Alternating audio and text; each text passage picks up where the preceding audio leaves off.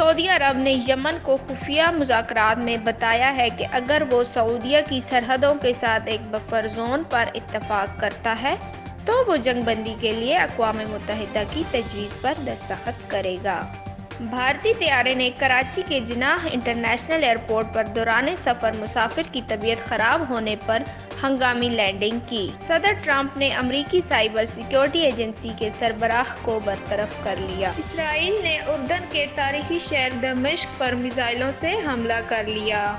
NATO کے سربراہ نے خبردار کیا ہے کہ جلد بازی میں افغانستان سے فوجیں نکالنا نقصان دہ ثابت ہو سکتی ہیں۔ ترکی کی پارلیمنٹ نے آذربائیجان میں فوجیوں کی تعیناتی کی منظوری دے دی ہے۔ برطانیہ میں ٹرک ڈکیتی میں چوروں نے ایپل کی 6.6 ملین ڈالر کی مصنوعات چوری کر لی۔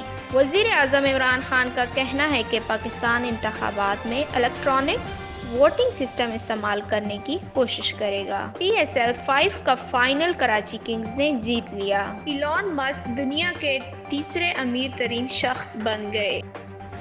You are watching CID News Network, Islamabad.